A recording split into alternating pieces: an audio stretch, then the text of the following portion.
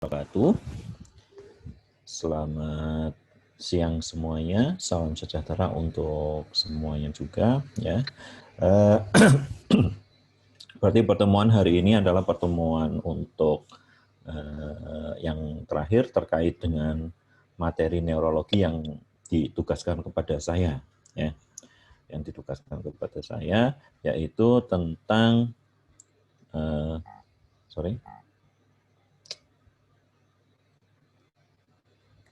yaitu tentang infeksi yang ada di bidang neurologi.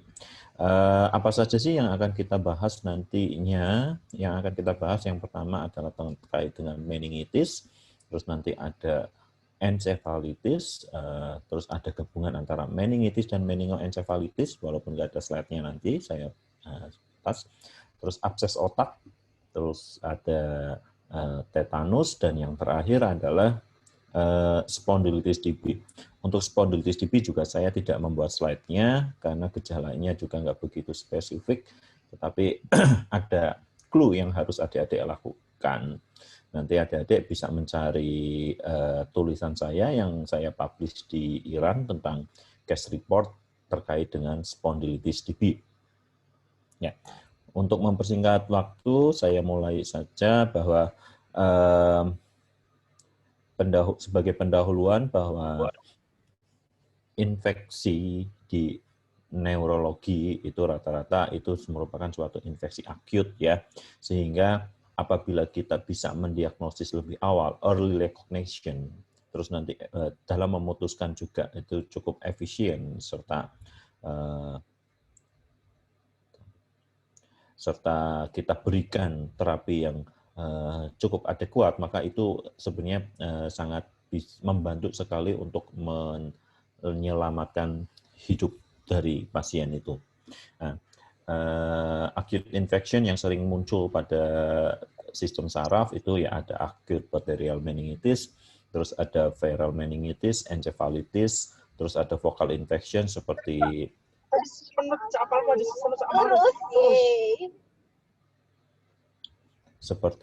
abses pada otak dan mungkin subdural MPM, serta nanti ada juga toxoplasmosis cerebri.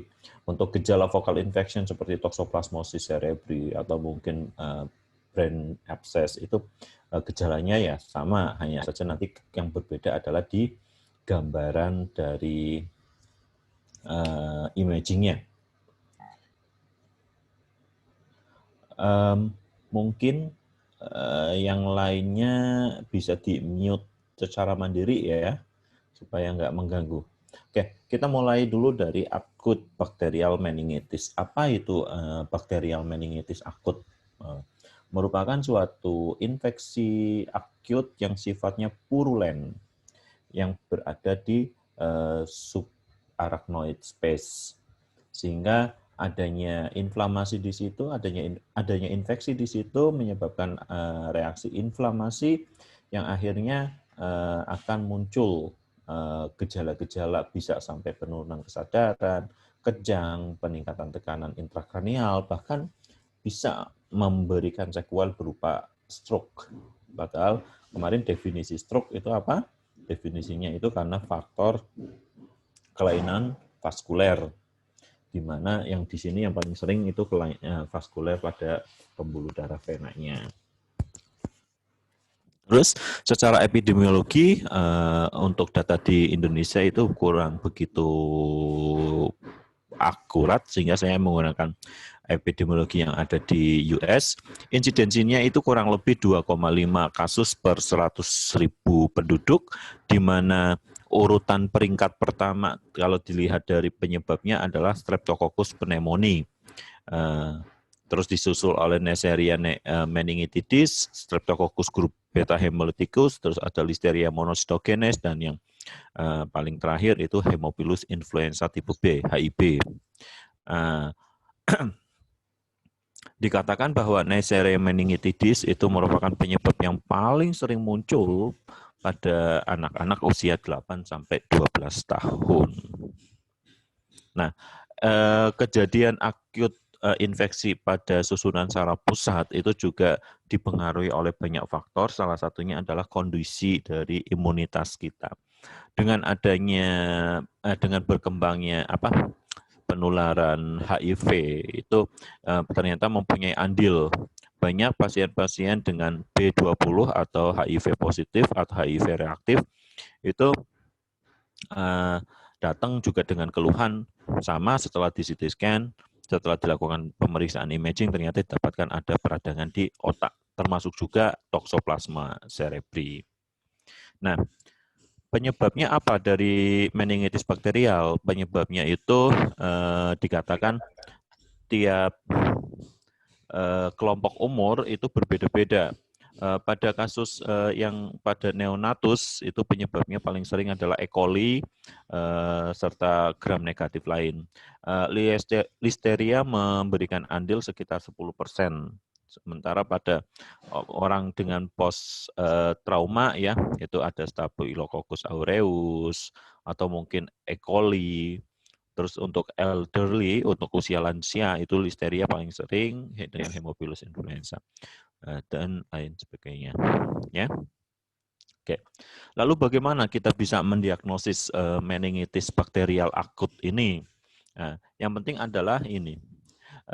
Gejala klinisnya itu biasanya akan kita dapatkan trias dari meningitis. Apa trias meningitis itu? Itu ada demam, nyeri kepala, dan kaku kudu atau meningeal sign-nya positif. Itu yang paling sering. Kalau misalkan sampai kondisi yang lanjut, gitu memang bisa sampai muncul adanya penurunan kesadaran, atau mungkin kejang, atau mungkin peningkatan tekanan intrakranial. Nah, tapi apabila sudah sampai misalkan gejalanya muncul kejangnya apalagi kejang yang vokal, kita misalkan kita merawat pasien awalnya cuma trias saja, tapi dalam perjalanan pasiennya kejang. Nah, ini kita harus lebih aware lagi dalam mungkin perlu pemeriksaan CT scan tambahan untuk melihat apakah ada perluasan dari infeksinya, yakni dari meningitis menjadi meningoencephalitis, berarti encefalonnya itu kena juga. Itu ya. Selain itu juga kita harus memikirkan bahwa perlu adik-adik ketahui bahwa apabila ada reaksi inflamasi, di situ juga ada gangguan pada proses koagulasi. Seperti contohnya pada kasus COVID ini ya. Di COVID-19 itu akibat adanya IL-6 storm, itu akan menyebabkan gangguan koagulasi di mana terjadi hiperkoagulipidas. Jadi darahnya mudah terjadi penggumpalan. Akhirnya kalau misalkan di pembuluh darah ya dia akan terjadi trombosis dan menyerupai gejala seperti stroke atau mungkin seizure. Nah, apabila kejangnya itu berupa kejang yang generalized, maka kita perlu lihat dulu kondisi-kondisi yang lain, mungkin bisa disebabkan karena hiponatremi, yang mana hiponatremi ini sering mengikuti kondisi pada meningoencephalitis atau meningitis. Tanda-tanda tekanan intrakranial yang meningkat, adik-adik sudah belajar waktu tentang baik itu neurotrauma ataupun stroke ya. Itu apa? Yang pertama ada nyeri kepala, muntah proyektil, terus disertai dengan adanya trias Cushing. Nah, ada gejala yang sangat khas pada pasien dengan meningitis bakterial, yakni didapatkan adanya rash, jadi muncul bintik-bintik merah di seluruh tubuh, seperti menyerupai mungkin kayak petekie. Nah, itu menandakan disebabkan karena listeria, karena Neisseria meningitidis atau kita sering menyebutnya meningokoksemia. Jadi kalau misalkan ada trias ini disertai dengan adanya rash pada atau merah-merah pada seluruh kujur tubuh, maka kita curiga itu disebabkan karena Neisseria meningitidis. Lalu bagaimana untuk diagnosisnya? Diagnosisnya ya jelas dari pemeriksaan anamnesis terlebih dahulu. Kita mungkin bisa mendapatkan trias tadi ya, nyeri kepala, demam, disertai dengan adanya kaku kuduk pada pemeriksaan fisik. Nah, apabila ada gejala yang menyokong ke arah meningitis ini, maka kita usulkan untuk dilakukan CT scan kepala, yakni CT scan kepalanya dengan kontras. Jadi kita kontras, masukkan zat kontras, lalu kita foto CT scan kepalanya. Untuk melihat apa? Untuk melihat sebenarnya untuk melihat vaskularisasi. Pada kondisi inflamasi atau infeksi, itu vaskularisasinya itu akan terjadi peningkatan sehingga terjadi enhancement dari zat kontras itu. Nah, dengan CT scan kepala kita hanya mengetahui, oh ini ada inflamasi, oh ini ada infeksi. Tapi kita perlu tambahan lagi dengan lumbal fungsi lumbal. Di mana fungsi lumbal itu adalah salah satu metode untuk pengambilan cairan cerebrospinal. Cairan cerebrospinal ini nanti kita lakukan analisis ya.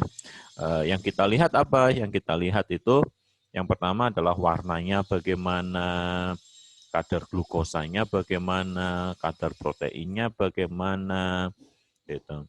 Dari kombinasi hasil-hasil itu kita bisa mengarahkan meningitisnya ini curiga bakteri, virus, atau mungkin tuberkulosis.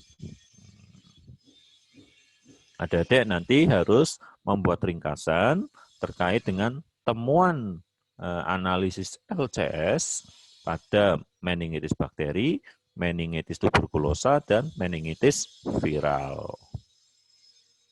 Ya. Yang jelas kalau meningitis bakterial, karena tadi infeksinya purulen, biasanya hasil dari LCS-nya warnanya seperti nanah. Terus karena di situ ada infeksi, maka kita akan menjumpai leukosit yang tinggi. Karena ada bakteri di situ, maka kita akan menjumpai glukosanya sangat turun. Kenapa sangat turun? Karena dipakai untuk metabolisme si kumannya tadi. Proteinnya bagaimana? Proteinnya ya karena di situ banyak sel-sel debris yang sudah mati, nanah tadi ya, leukosit, atau mungkin dengan pecahan dari kumannya, proteinnya mesti akan meningkat tinggi banget. Nah, nanti untuk bisa memastikan jenis kumannya, baru kita melakukan kultur. Bisa kultur LCS atau kultur darah. Cuma untuk melakukan kultur darah, kita butuh pengambilan sampel darah dari kanan dan kiri dua-duanya. Nah, setelah kita tahu atau setelah kita mendiagnosis, oh ini acute bacterial meningitis. So, what should we do next? Nah, yang harus kita kerjakan otomatis kita memberikan treatment. Tadi di awal saya sudah mengatakan bahwa pada kasus infeksi di bidang neurologi, early recognition, efficient decision making, sama pemberian atau pemilihan terapinya itu sangat menentukan terkait dengan kelanjutan hidup seorang pasien. Treatmentnya karena penyebabnya bakteri, maka kita berikan antibakteri. Yakni kita bisa memberikan antibiotik. Biasanya kita berikan antibiotik dalam 60 menit ketika pasien datang ya. Tidak usah menunggu hasil pengecatan ataupun kultur. Kita berikan yang broad spectrum yang kita kenal namanya terapi metode empiris. Nanti ada setelah empiris baru terapi metode yang definitif berdasarkan temuannya dari kultur LCS-nya. Antibiotik yang seperti apa sih yang kita gunakan? Yang pertama, kita harus selalu memilih bakteri yang sifatnya antibiotik yang sifatnya bakterisidal. Jangan yang bakteriostatik. Ya. Ini saya memberikan adalah kita bisa memberikan vancomycin. Tapi ada beberapa alternatif lain, bisa kita berikan cefizim, meropenem, vancomycin tadi sudah, chlorantraniliprol, ataupun golongan septra. Bisa juga kita berikan cefalosporin generasi yang ketiga. Yang paling sering kita gunakan di Indonesia itu adalah ceftriaxone. Dosisnya berapa? Dosisnya itu 2 gram. Diberikan 2 kali. Jadi 2 kali 2 gram. Kalau misalkan ceftriaxone nggak ada, ya kita bisa pakai cefotaxim. Kita bisa juga pakai ceftazidime. Ya. Semua diberikan ini dalam bentuk intravena. Ya. Kenapa? Karena kita mengharapkan konsentrasi antibiotiknya itu tinggi. Jangan sampai tidak menembus blood-brain barrier. Dan penting dalam memberikan ceftriaxone, terutama pada anak-anak ya, atau bayi, kita harus mengevaluasi tanda dari jaundice, kuning. Kalau ada kuning, ya kita harus ganti antibiotiknya.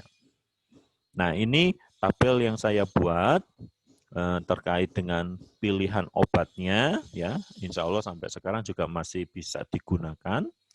Itu kalau pasiennya itu usia 0 sampai 12 bulan atau neonatus ya, maka kita bisa memberikan pilihan obat yang seperti di sebelah kanan. Dan seterusnya. Kalau dia imunokompromis, kita bisa berikan imunokompromis misalkan karena B20 atau karena HIV, ya kita berikan vancomycin, ampicillin, ceftazidime gabung.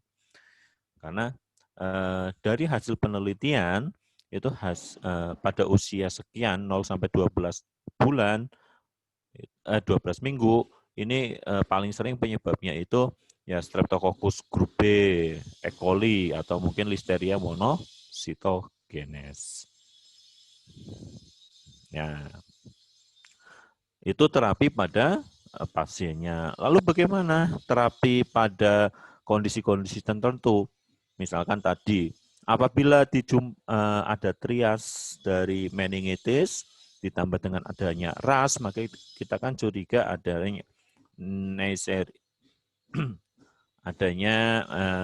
infeksi dari meningococcus meningitidis itu ya, Neisseria meningitidis. Maka apabila ada gejala seperti itu, kita juga harus melakukan terapi kontak. Terapi kontak maksudnya terapi pada orang-orang yang kontak dengan pasien itu. Itu sudah merupakan nyanyian wajib. Dengan memberikan apa? Kita bisa memberikan obat-obatan seperti rifampicin, ini obat untuk tuberkulosis ya, yang diberikan tiap 2 hari sekali. Atau mungkin ciprofloxacin atau bisa golongan azitromisin.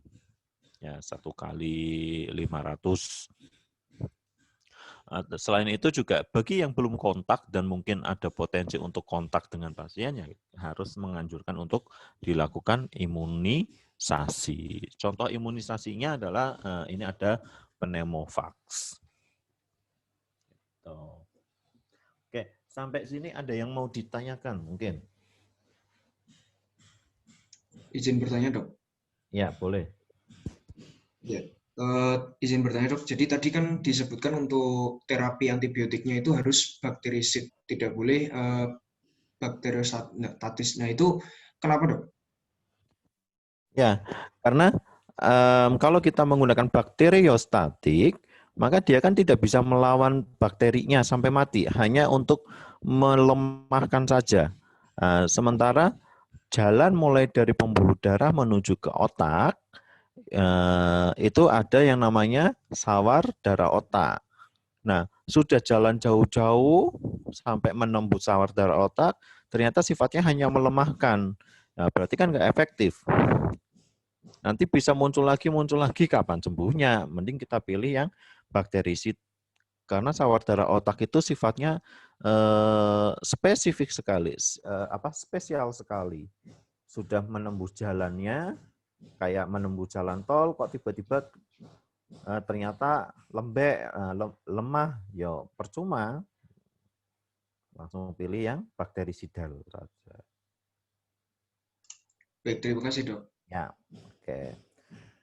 Lalu bagaimana dengan prognosis dari meningitis bakterial akut? Sebenarnya angka mortalitasnya itu ya cukup rendah ya. Dan itu bervariasi tergantung dari penyebabnya. Pada Neisseria meningitis yang penyebabnya itu sekitar 3-7%. Kalau misalkan Streptococcus pneumococus ya itu bisa sampai 20% itu tertinggi. Lalu apa sih yang menyebabkan kematian pada kasus meningitis bakterial ini? Nah, itu biasanya karena adanya ketidakefektifan dari antibiotiknya juga bisa, sehingga akan menyebabkan tekanan intrakranial yang meningkat, atau mungkin adanya komorbid, sehingga antibiotiknya tidak cukup, yang akhirnya menimbulkan gejala lebih berat lagi seperti kejang atau penurunan kesadaran. Artinya kalau sudah ada kejang, sudah ada penurunan kesadaran, ingat itu ada kemungkinan mungkin ensefalonya juga kena. Gitu ya. Lalu oke, itu yang acute bacterial meningitis.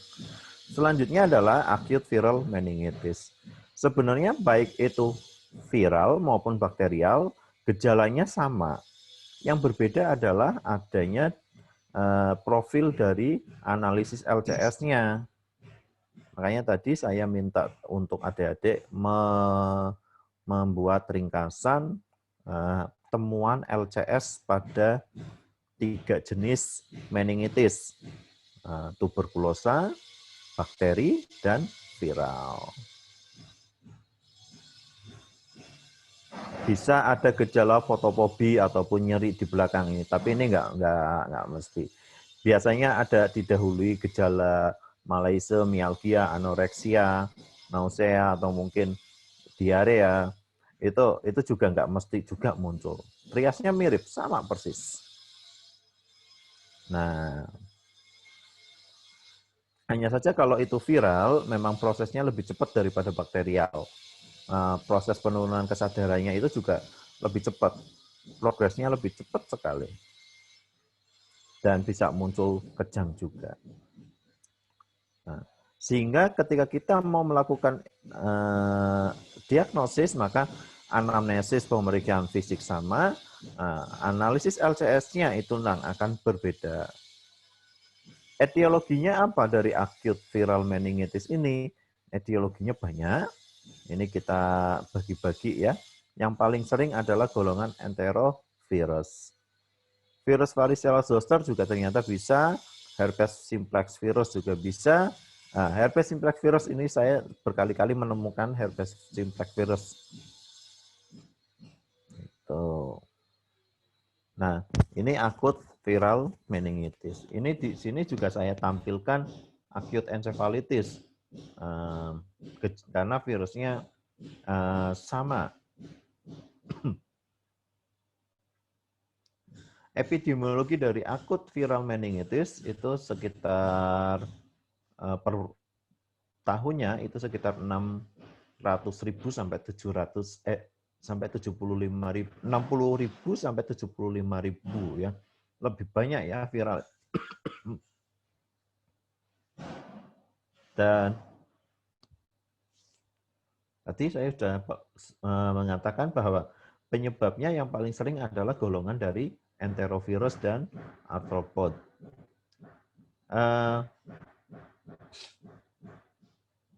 Dikatakan di US itu per bulannya itu bisa dalam per bulannya itu dilaporkan 1/100.000 penduduk per bulan. Itu mesti ada kasus acute viral meningitis.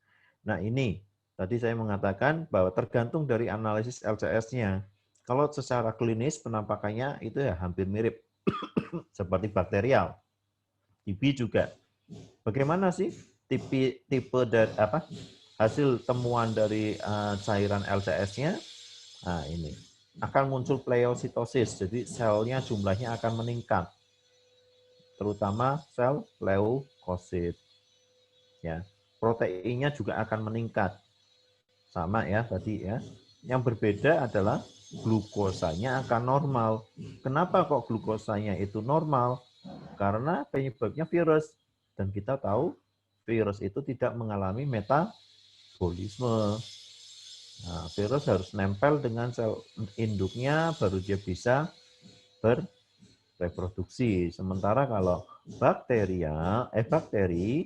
dia itu harus ada metabolisme karena bakteri itu sel. Sementara kalau virus tidak, berupa materi genetik saja. Serta biasanya tekanannya juga waktu pengambilan LCS juga nggak tinggi-tinggi sekali karena kan tidak muncul adanya nanah dan sebagainya. Dan kalau kita chat dengan pengecatan gram, ya jelas kita tidak akan menemukan gambaran organisme atau mikroorganisme. Nah, terus perbedaan yang berikutnya adalah perbedaan pada dominasi mononuklear dan polimononuklear. Kalau bakteri, akut bakteri itu dominasinya adalah PMN. Sementara pada virus itu dominasinya adalah mononuklear. Nah, pemeriksaan dari analisis LCS apabila menuju ke arah virus, ya yang kita tahu bahwa virus itu sangat sulit sekali untuk dikultur, termasuk juga virus corona yang sekarang sedang melanda ya, itu sulit sekali untuk dikultur. Tapi kita bisa mendeteksi bangkai dari virusnya itu, yakni apa? Ya DNA atau RNA. Maka kita bisa lakukan dengan PCR. PCR terus diidentifikasi DNA-nya itu termasuk DNA punya siapa? Apakah punya herpes simplex, punya cytomegalo, punya Epstein-Barr, punya virus varicella zoster atau lainnya. Seperti itu. Nah, bisa kita didapatkan. Nah, lalu bagaimana dengan sensitivitas dari kultur LCS? Memang dikatakan kultur LCS karena virus itu sulit sekali untuk dikembangbiakan, maka sangat jelek. Biasanya kulturnya itu negatif, tapi gejalanya mirip seperti virus. Maka ya tetap kita lakukan atau kita perlakukan sebagai virus. Nah ini saya kira nggak perlu. Ini kalau kita punya fasilitas yang bagus, ya kita bisa melakukan pemeriksaan MRI. Selain kita untuk mencari komplikasi, juga kita bisa mencari lebih spesifik. Kalau misalkan peradangannya ada di daerah batang otak.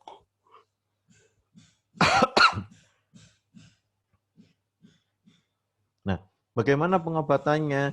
Nah, tadi kalau bakteri kita menggunakan antibakteri atau menggunakan antibiotik. Kalau virus ya kita menggunakan antiviral. Antiviral apa yang bisa digunakan? Antiviral yang bisa digunakan contohnya adalah acyclovir. Bisa kita berikan secara oral ataupun secara intravena. Nah, padahal virusnya banyak, obatnya itu hanya satu. Kalau bakterial, obatnya itu bisa macam-macam tergantung bakterinya itu nanti resisten terhadap apa, sensitif terhadap apa, gitu kita bisa menggantinya setelah hasil kulturnya keluar.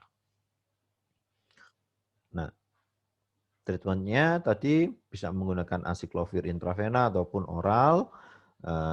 Apabila pasiennya itu mungkin kondisinya sangat serius ya, harus masuk ICU misalkan, maka kita bisa berikan ditingkatkan dosisnya, yaitu bisa menggunakan acyclovir dengan dosis 15 sampai 30 mg per kilogram berat badan per hari yang dibagi menjadi 3 dosis. Bisa nanti dikombin dengan peroralnya. Nah, berapa lama kita berikan? Untuk diberikan sekitar 7-14 hari. Nah, ada yang mengatakan bahwa vaksinasi mungkin efektif untuk bisa mencegah terjadinya meningitis, ya. Tapi juga kalau kita tahu kalau virus itu selalu bermutasi, sehingga efektivitas dari vaksin itu juga masih dipertanyakan. Prognosisnya bagaimana? Nah, pada orang dewasa, kalau acute viral meningitis itu prognosisnya cukup bagus. Ya, kalau kita penata laksanaannya efektif, ya, cukup bagus dibandingkan dengan yang bakteri. Tapi biasanya setelah ada perbaikan gitu, kadang pasiennya mengeluh adanya beberapa gejala seperti misalkan nyeri kepala atau mungkin gangguan impairment pada fungsi luhurnya, gangguan koordinasi gerak dan lain sebagainya. Sementara kalau terjadi pada orang pada usia infant atau neonatus itu sangat agak sulit ya untuk memprediksinya. Biasanya ada gejala-gejala penyertanya seperti intellectual impairment, learning disability, dan lain sebagainya. Dan itu merupakan, istilahnya harusnya merupakan sequel dari penyakit meningitis tadi. Oke, oke. Ada yang mau ditanyakan? Kalau tidak ada, saya lanjutkan. Nah, tadi tentang meningitis. Ya. Sekarang adalah tentang encephalitis. Encephalitis juga ada dua berdasarkan dari jenisnya. Ya, itu ada encephalitis bakterial yang paling sering terjadi meningoencephalitis. Ya, terus bisa merupakan viral. Tadi penyebabnya sudah ada di tabel ya, atau bisa bakteri tapi yang spesifik, contohnya pada tuberkulosa. Apa definisi viral encephalitis? Definisinya adalah meningitis viral yang suatu progres dari meningitis viral yang berkaitan dengan proses inflamasi, respon inflamasi yang dia melebar menuju ke arah parenkim. Jadi brain parenkimnya dia juga akan terkena. Nah, ini biasanya memang didahului adanya meningitis. Tapi ada kasus yang dia langsung encephalitis, tidak ada tidak ada meningitisnya. Nah, secara manifestasinya bagaimana? Manifestasinya prinsipnya karena ini infeksi masih ada demam. Terus selanjutnya apa? Selanjutnya karena encefalonya terganggu, kan namanya encephalitis ya. Karena encephalitis, jadi encefalonya terganggu, akhirnya ya jelas ada gangguan pada fungsi otaknya, encefalotnya. Berupa apa? Bisa confusion, ya, akut conventional state, ya, delirium, atau mungkin bisa adanya gangguan perilaku. Seperti misalkan muncul halusinasi, agitasi, perubahan dari kepribadian dan lain sebagainya. Bisa juga muncul sampai muncul kejang, ya, hampir mirip seperti ini. Atau mungkin kalau mengenai bagian-bagian otak yang fungsinya vital, ya bisa muncul afasia, ataksia, kelemahan separuh badan, mirip seperti gejala stroke juga. Nah, pada kasus encephalitis itu sering melibatkan aksis hipotalamus pituitary, HPA aksis, karena kan adanya reaksi inflamasi. Nah, reaksi inflamasi dia akan mengaktifkan HPA aksis ini, sehingga akan terjadi disregulasi dari pengaturan suhu, atau mungkin disregulasi terkait dengan sekresi dari hormon antidiuretik yang akan memberikan akibat berupa sindroma ADH, SIADH. Nah, ini pasiennya nanti pipisnya terus disertai mungkin warna pipisnya itu juga terlalu bening dan lain sebagainya. Nah, secara etiologi ini ada data dari US ya. Viral encephalitis pada US itu angka kejadiannya ya sekitar 20.000 per tahun ya. Dan penyebabnya yang paling sering itu adalah herpes simplex, virus varicella zoster, dan Epstein-Barr virus. Penyebab-penyebab lain seperti yang ada di slide saya ini ya. Terus lalu bagaimana hasil pemeriksaannya? Hasil pemeriksaannya ya kita bisa melakukan pemeriksaan LCS. Hasilnya menyerupai dari pemeriksaan LCS pada kasus viral meningitis.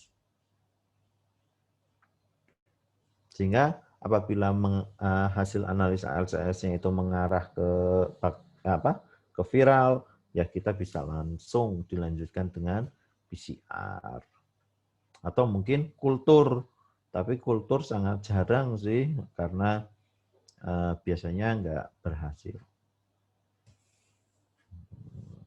Temuan-temuan lain saya rasa ini hanya sebatas supaya Dedek tahu kita bisa melakukan tes antigen atau mungkin tes serologi ya, antigen.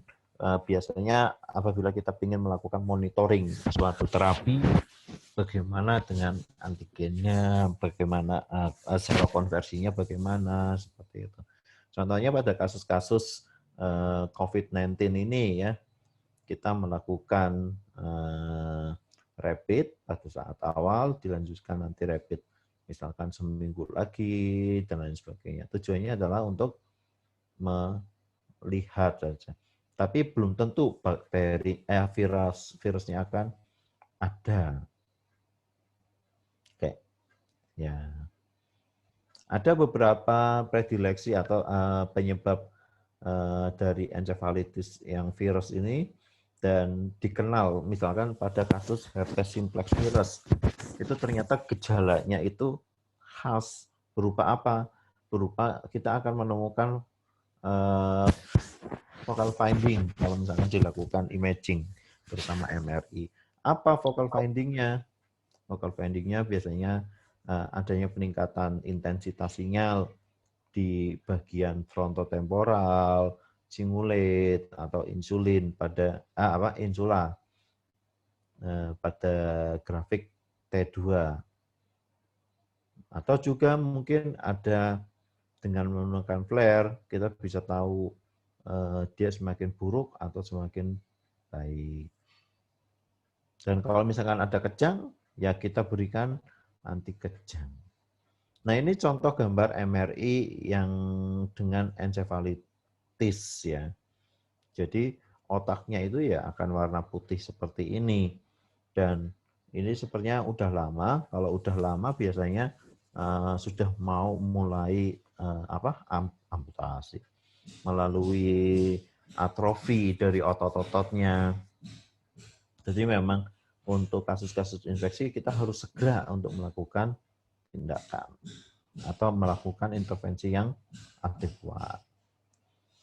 Ini sama pemeriksaan fisiknya, ini sama. Nah, treatmentnya bagaimana? Treatmentnya ya prinsipnya adalah supportive terapi dan terapi definitif.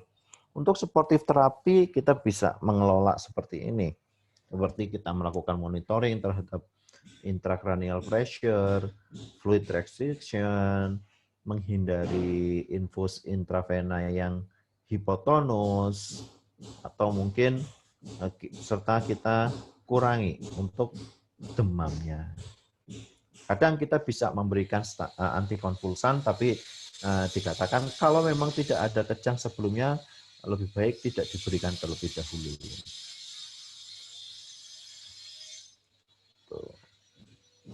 Nah, obatnya apa? Obatnya ya antivirus, sama ya seperti obat-obatan tadi. Yang kedua, bisa menggunakan acyclovir dosisnya adik-adik baca sendiri ya. Dengan pemberian itu sekitar 14 sampai 15 hari atau 12 hari. Oke, dari sini ada yang mau disampaikan? Kecepatan kan? Mungkin belum ada, dokter. Belum ada ya.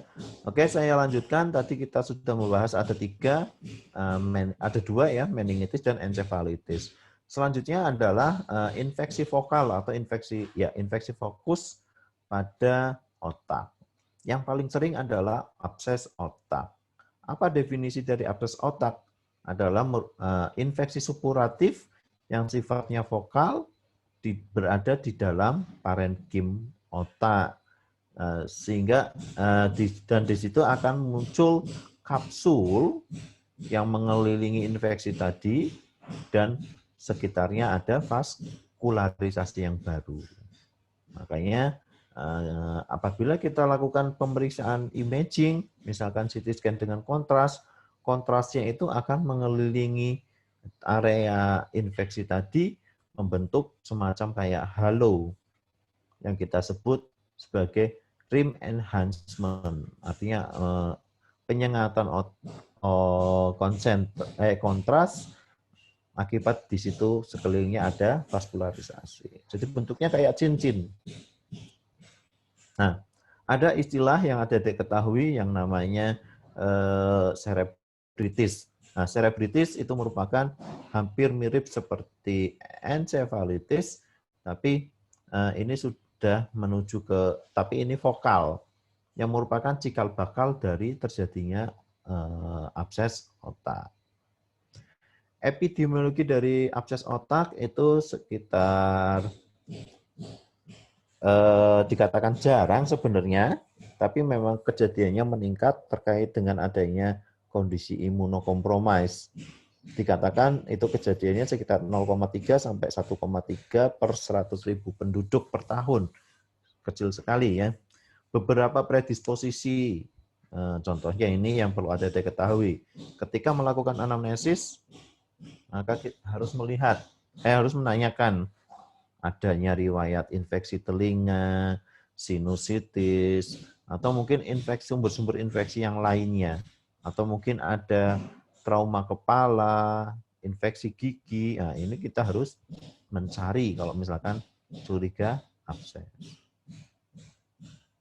Penyebabnya apa? Penyebabnya macam-macam juga, sama seperti meningitis bakterial tadi. Yang penting adalah sini bakterinya adalah sifatnya pyogenik, artinya dia penghasil nanah. Penghasil nanah contohnya misalkan Streptococcus spesies ya, bisa macam-macam seperti yang ada di slide.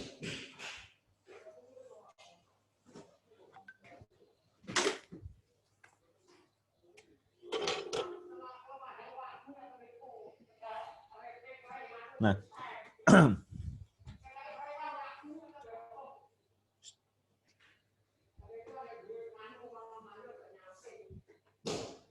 kenapa kok bisa terjadi abses? Itu beberapa patogenesis ya, patogenesisnya bisa merupakan dari perkontinuitatum infeksi di intrakranea, infeksi di sekitar kepala, misalkan tadi ya, dental infection, mastoiditis, otitis, atau mungkin sinusitis, itu memang bisa terjadi komplikasi lebih lanjut berupa brain abscess. Atau mungkin trauma sama ya tadi ya, atau mungkin bisa disebabkan karena penyebaran secara hematogen dari tempat jauh yang datang ke otak. Gejalanya kalau sudah ada brain abscess, yang paling penting adalah ini, vokal neurologic deficitnya. Mesti ada aja. Jadi gejalanya ada panas, nyeri kepala, dan ada defisit vokal neurologis. Berupa apa? Macam-macam, tergantung lokasinya. Misalkan lokasinya di di cerebellum, ya itu bisa muncul gangguan koordinasi gerak. Misalkan lokasinya di kapsula interna, ya nanti akan muncul adanya lemah separuh badan seperti itu. Bisa juga muncul berupa kejang. Nah, ini kan saya menuliskan misalkan hemiparesis kalau dia ada di frontal lobe. Serta adanya tanda-tanda tekanan intrakranial ya tadi ya, nyeri kepala atau mungkin ada penurunan kesadaran. Nah, diagnosisnya bagaimana? Diagnosis tadi ya dengan anamnesis dan pemeriksaan fisik, dan kita perlu melakukan neuroimaging. Dengan cara apa? Sebenarnya dikatakan MRI itu lebih baik ya dibandingkan dengan CT scan. Tapi kalau untuk adik-adik cukup dengan melakukan CT scan saja kita sudah bisa melihat adanya penyengatan dari kontras yang kita berikan berupa rim enhancement. Nanti untuk mencari penyebabnya biasanya kita melakukan fungsi operasi. Dilakukan operasi, terus kita ambil spesimennya dan kita lakukan pemeriksaan pengecatan gram dan kultur. Terapinya ya dengan melakukan aspirasi. Sama halnya abses di kulit juga kita kan melakukan aspirasi ya, insisi terus diaspirasi. Di otak pun sama seperti itu. Nah, kalau sudah ada gejala seperti brain abses, maka kita harus ingat tidak boleh dilakukan lumbal fungsi. Kenapa? Karena risikonya besar untuk menyebabkan herniasi cerebri. Herniasi cerebri kalau kebetulan herniasinya di bagian tentorium, padahal di situ adalah lokasi pusat-pusat vital kita seperti tekanan darah, kardiorespirasi di situ ya. Ya nanti bisa sampai menuju ke kematian. Nah, ini contoh gambaran dari imagingnya ya. Jadi berupa tadi penyengatan kontras ya, rim enhancement, bentuknya seperti ini. Biasanya abses ini bisa bentuknya single, bisa juga multiple. Kalau single ya satu besar, bisa kecil. Nanti terapinya pun kapan harus dilakukan operasi itu juga tergantung dari ukuran abses dan banyaknya abses. Munculnya kayak gini, bagus ya bagi kita, bagi pasiennya enggak bagus.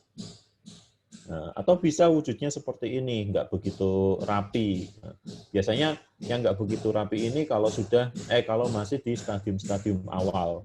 Kalau yang sudah rapi seperti ini sel-sel nekrosisnya, sel-selnya sudah nekrosis semua. Kalau yang ini belum.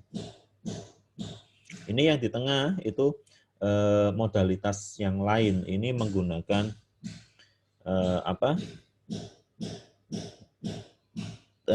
T1 itu ini MRI soalnya ada enggak. Tapi kalau CT scan gambarnya mirip seperti ini. Oke. Terapinya bagaimana? Terapinya sama seperti terapi pada kasus-kasus infeksi bakterial, kita bisa menggunakan cefalosporin golongan 3 generasi ketiga dan ditambah dengan metronidazole untuk kuman gram negatifnya.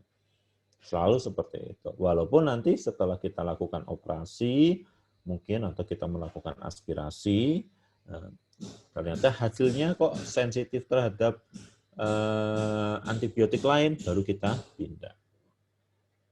Nah, dikatakan bahwa dilakukannya aspirasi serta drainasi pada abses itu mempunyai efek yang menguntungkan karena menurunkan tekanan intrakranial. Menurunkan tekanan intrakranial sehingga risiko untuk muncul herniasi, tekanan intrakranial yang meningkat itu berkurang. Makanya kalau ada abses, segera langsung diedukasi untuk dilakukan operasi. Nah, ya, dilakukan operasi untuk dilakukan treatment. Lalu kapan pasien dengan abses ini akan menggunakan antibiotik terus? Itu dikatakan sekitar 6 sampai 8 minggu. Wah, lama ya, hampir sebulan lebih itu terapinya.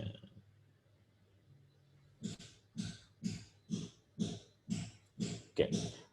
Nah, dulu orang ahli neurolog yang dulu itu kadang memberikan glukokortikoid, diberikan kortikosteroid ya. Tapi sekarang ini saya tampilkan karena kalau bisa jangan diberikan ya. Kenapa? Karena ternyata pemberian glukokortikoid itu akan memang ada efeknya berupa apa? Menurunkan tekanan intrakranial, tapi dia punya efek di proses imunitasnya. Pemberian kortikosteroid dia akan menurunkan imunitas, sehingga bukannya tambah bagus ukuran absesnya sama berkurang, tapi dia bisa tambah besar. Prognosisnya bagaimana untuk abses? Untuk prognosisnya lebih tinggi dibandingkan dengan meningitis ya. Kalau meningitis itu walaupun maksimal itu 20%, 3 sampai 7% sampai 20% tadi ya. Ternyata adanya brain abscess itu angka kematiannya tinggi. Bisa itu sekitar 15 sampai 20%. Tinggi sekali karena sudah ada tekanan intrakranial akibat dari efek masa dari absesnya itu. Nah, ini sebenarnya guideline atau misal algoritme yang bisa digunakan untuk kalau misalkan ada kasus pasien datang dengan kecil sekali ya ini ya. Pasien datang dengan keluhan nyeri kepala, demam dan ada kaku kuduk, maka apa yang harus saya lakukan, apa yang harus saya tanyakan, misalnya kita tanyakan adanya gangguan status mental atau tidak, kalau ada ya kita terus ngikuti flow-nya ini, terapinya bagaimana, kita bisa. Oke, ada yang mau didiskusikan? Izin bertanya, Dok. Ya. Ya, tadi kan disebutkan kalau abses itu bisa menyebabkan nekrosis sel otak ya, Dok. Nah, itu apakah ada terapi yang bisa memulihkan defek neurologisnya atau nekrosisnya itu, atau memang kecacatannya atau nekrosisnya itu bersifat permanen, Dok? Oke, ya. Ciri khas dari sel otak itu memang kalau sudah ada nekrosis, itu memang tidak bisa kita pulihkan. Jadi apakah defisitnya permanen? Saya akan mengatakan iya, defisitnya relatif permanen. Tapi kita bisa menggunakan prinsip dari neuroplastisitas otak kita, jadi sekitarnya kan mesti ada sel yang masih bagus gitu ya. Kita menggunakan neurorestorasi supaya neuroplastisitasnya jalan. Jadi dengan latihan, fisioterapi, tapi memang kita harus menyampaikan ke pasiennya bahwa prognosisnya untuk kembali 100% itu memang kecil. Mesti ada gejala sisanya. Jadi iya, apakah permanen? Iya permanen, tapi bisa kita tingkatkan fungsinya dengan fisioterapi. Tapi jangan mengharapkan dia akan pulih 100%. Itu. Ya. Baik, terima kasih, Dok. Oke, saya lanjutkan terkait dengan kalau tadi adalah infeksi pada saraf pusat ya, pada otak terutama. Sekarang adalah infeksi yang terjadi pada saraf tepi. Nah, sebenarnya kalau dikatakan ini infeksi pada susunan saraf tepi juga kurang ini ya, karena juga ternyata ada yang mengatakan bisa sampai ke susunan saraf pusat, yakni tetanus. Nah, tetanus itu penyebabnya itu adalah toksin yang diproduksi oleh Clostridium tetani yang kita kenal namanya tetanospasmin. Tetanospasmin ini akan mengganggu stabilitas pada synaptic cleft ini ya di sinaps-sinaps, ya ini akan menghambat proses tetanus, akan menutupi dari neurotransmitter inhibitor. Neurotransmitter inhibitor contohnya apa? Contohnya GABA. Jadi itu dihambat. Padahal neurotransmitter inhibitor dan neurotransmitter yang transeksitator itu mereka imbang dalam kondisi normal. Ketika ada tetanospasmin, inhibitoriknya dihambat, akan muncul eksitatoriknya. Yang terjadi apa? Yang terjadi kalau eksitatorik kan dia akan menyebabkan kontraksi otot. Yang terjadi mesti akan ada muncul kaku-kaku. Sehingga akan terjadi continuous stimulation oleh neurotransmitter eksitatorik. Jadi mereka tetanospasmin ini lebih sering kerjanya ada di synaptic cleft, di celah sinaps-sinaps ini. Sehingga akan muncul gejala berupa kaku. Dan biasanya Clostridium tetani muncul pada apa? Itu contohnya biasanya ini kan merupakan suatu bakteri yang sifatnya anaerob, sehingga pada kondisi-kondisi seperti luka tertusuk paku dan atau mungkin kena luka oleh barang-barang yang berkarat, itu akan merupakan faktor risiko terjadinya tetanus. Nah, keparahan dari tetanus ini bermacam-macam, dan oleh Patel-Jok itu mengklasifikasikan menjadi 5 kriteria, di mana dari kriteria-kriteria inilah nanti akan kita lakukan grading berdasarkan keparahannya. Kriterianya yang pertama adalah kriteria 1. Kriteria 1 itu kalau ada kaku pada rahang, atau mungkin spasmenya terbatas, disertai dengan adanya disfagia, kekakuan otot pada tulang belakang. Kriteria 2, spasmenya seperti itu. Kriteria 3, masa inkubasi, terkait dengan masa inkubasinya kurang dari 7 hari. Kriteria yang keempat, waktu onset kurang dari 48 hari. Inkubasi dan onset ini perlu dibedakan ya, bahwa masa inkubasi itu adalah masa mulai adanya kuman itu masuk atau bakteri itu masuk sampai muncul gejala. Kalau onset adalah onset dari kekakuannya itu. Sudah berapa lama? Nah, sama kriteria 5 itu berdasarkan dari peningkatan suhunya.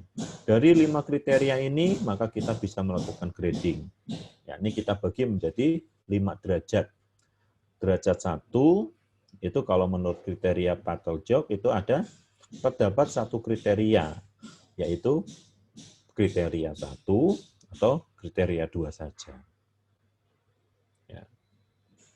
Derajat 2, atau disebut sebagai kasus sedang, itu terdapat 2 kriteria, yaitu kriteria 1 dan kriteria 2. Berarti ya ada rahangnya kaku, spasmenya lebih ini gitu ya.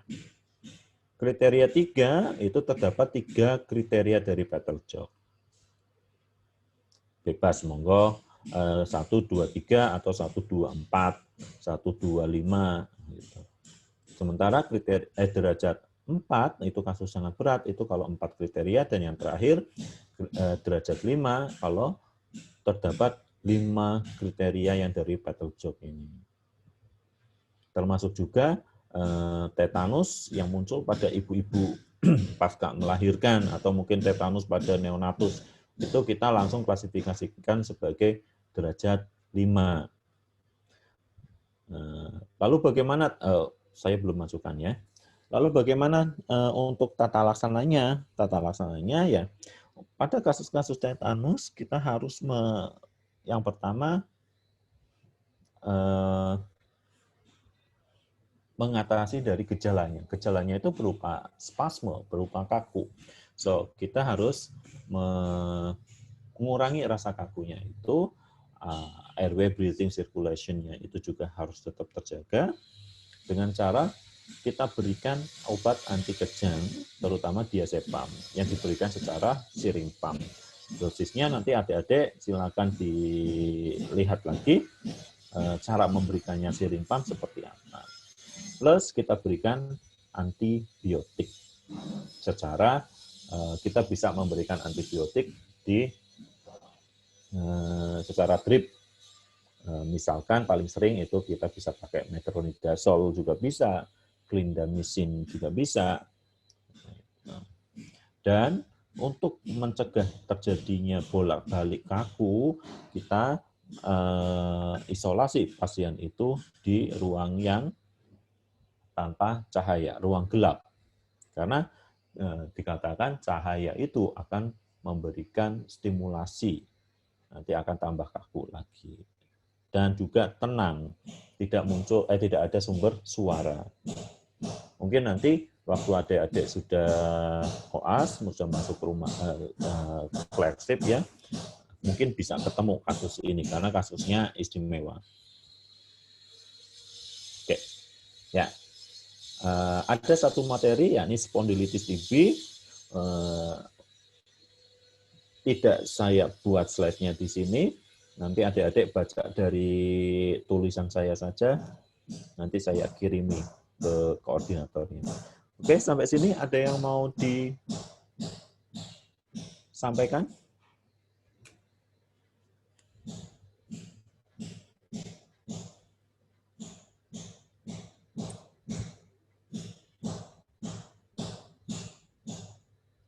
Kalau tidak ada, saya rasa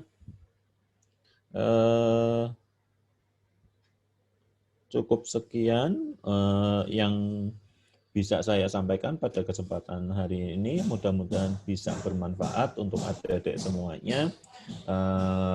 Kurang lebihnya saya mohon maaf. Saya tutup. Wassalamualaikum warahmatullahi wabarakatuh. Waalaikumsalam warahmatullahi wabarakatuh. Terima kasih dokter. Terima kasih dokter. Terima kasih dokter. Terima kasih dokter. Terima kasih dok.